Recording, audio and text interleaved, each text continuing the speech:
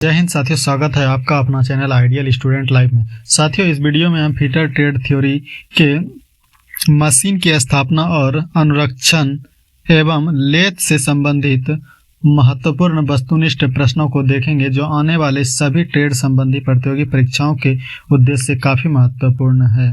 तो साथियों, अगर चैनल पर नए हैं तो चैनल को सब्सक्राइब करके बेल आइकन ऑन कर लेंगे, जिससे कि आने वाले हर वीडियो का नोटिफिकेशन आपको मिलता रहे। तो साथियों, चलते हैं बिना समय का देरी करते हुए प्रश्न की ओर। प्रश्न संख्या 1 है, मशीन के ब्रेकडाउन होने से पहले मेंटेनेंस सेक्शन के द्वारा की जाने वाली अग्रिम मेंटेनेंस को क्या कहा जाता है? इसे प्रिवेंटिव मेंटेनेंस कहा जाता है, जो कि इसका आंसर जाएगा ऑप्शन नंबर बी। अगला प्रश्न है, मशीन की ओवरहॉलिंग में कौन सी क्रियाएं की जाएगी? तो इसमें जो है इसमें डिसमेंटलिंग, क्लीनिंग, ऑयलिंग यानी कि उपयुक्त में सभी किया जाएगा, जो कि इसका आंसर जाएगा ऑप्शन नंबर डी। अगला प्रश्न है, सही सेटअप के लिए जब शाफ्ट और मशीन के अन्य पार्ट्स परिशुद्धता में फिक्स्ड किए जाते हैं तो उसे कहा जाता है? तो उसे जो है मशीन का अलाइनमेंट कहा जाएगा, जो कि इसका आंसर जाएगा ऑप्शन नंबर ए। अगला प्रश्न है, प्रतिदिन कार्य करने से पहले की जाने वाली क्लीनिंग व ऑयलिंग को क्या कहा जाएगा? तो उससे जो है रूटीन मेंटेनेंस कहा जाएगा, जो कि इसका आंसर हो जाएगा ऑप्शन नंबर सी। अगला प्रश्न है, मशीनों की स्थापना करते समय कौन कौन सी क्रियाएं करनी पड़ती है? तो उसे पैकिंग करना पड़ता है, चेक करना पड़ता है, लटकना पड़ता है, जो कि इसका आंसर हो जाएगा ऑप्शन नंबर डी, उपयुक्त में सभी। अगला प्रश्न है लेथ चैप्टर से।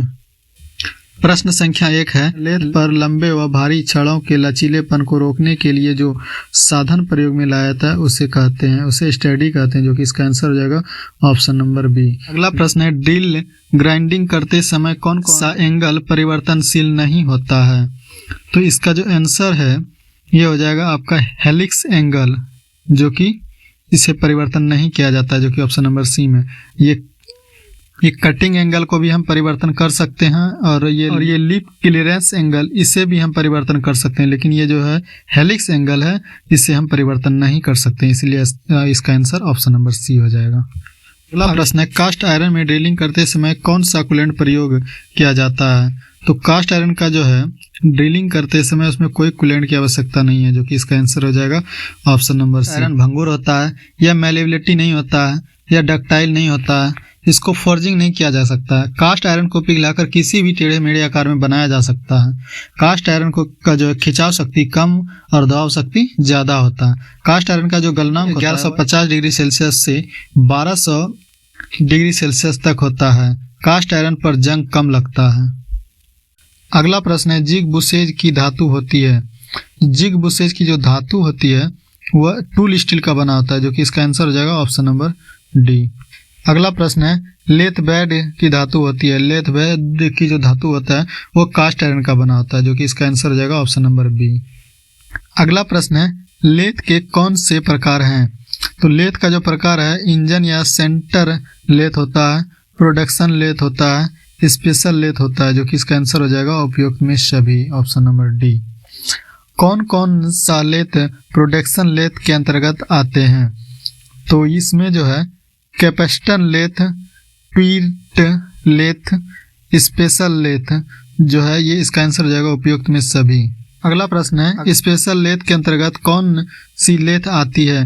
तो स्क्रू कटिंग लेथ आती है, रिलीविंग लेथ आती है, कोपिंग लेथ आती है, जो कि इसका आंसर हो जाएगा उपयुक्त में सभी, यानी कि ये सभी प्रकार की लेथ जो है स्पेशल लेथ के अंतर्गत आती है। अगला प्रश्न है, लेथ सेंटर्स प्रायः बनाए जाते हैं। तो ये जो है हाई कार्बन स्टील का बना होता है, जो कि इसका आंसर हो जाएगा ऑप्शन नंबर ए।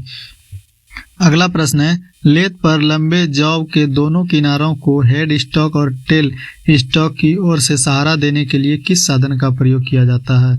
तो इसमें जो है लेथ सेंटर्स का प्रयोग किया जाता है, जो कि ऑप्शन नंबर बी में। अगला प्रश्न है, टूल पोस्ट लेथ के कंपाउंड रेस्ट के किस भाग पर फिट रहता है? तो ये जो है ऊपरी भाग पर फिट रहता है, जो कि इसका आंसर हो जाएगा ऑप्शन नंबर सी। अगला प्रश्न है, लेथ पर विभिन्न प्रकार के कटिंग ऑपरेशन करने के लिए कई प्रकार के टूल्स प्रयोग में लाए जाते हैं, जिन्हें कहा जाता है। तो इसे जो है कटिंग टूल्स कहा जाता है, जो कि ऑप्शन नंबर सी में इसका आंसर है। ये अगला प्रश्न है, यदि टॉप रैक एंगल और फ्रंट क्लियरेंस एंगल को 90 डिग्री में घटा दिए जाए तो जो एंगल बचता है उसे क्या कहा जाता है? उसे जो है कटिंग एंगल कहा जाता है, जो कि इसका आंसर हो जाएगा ऑप्शन नंबर ए। अगला प्रश्न है, टंगस्टन कार्बाइड टूल पर प्राय कौन सा रैक दिया जाता है? उसमें जो है निगेटिव रैक दिया जाता है, जो कि इसका आंसर हो जाएगा ऑप्शन नंबर बी। अगला प्रश्न है, यूनिफॉर्म स्टिप टेपर किस विधि से काटा जाता है? ये जो है कंपाउंड रेस्ट विधि द्वारा काटा जाता है, जो कि इसका आंसर हो जाएगा ऑप्शन नंबर सी। अगला प्रश्न है, फीड प्राय किससे प्रभावित होती है? तो फीड जो है वह टूल की धातु से प्रभावित होती है, कार्य की धातु से प्रभावित होती है, कार्य की फिनिशिंग से प्रभावित होती है, यानी कि इसका आंसर हो जाएगा उपरोक्त में सभी। अगला प्रश्न है, विभिन्न धातुओं के लिए कटिंग स्पीड प्राय किससे प्रभावित होती है? तो ये जो है कार्य की धातु, फीड की मात्रा, लेथ की साइज, यानी कि इसका आंसर हो जाएगा उपरोक्त में सभी।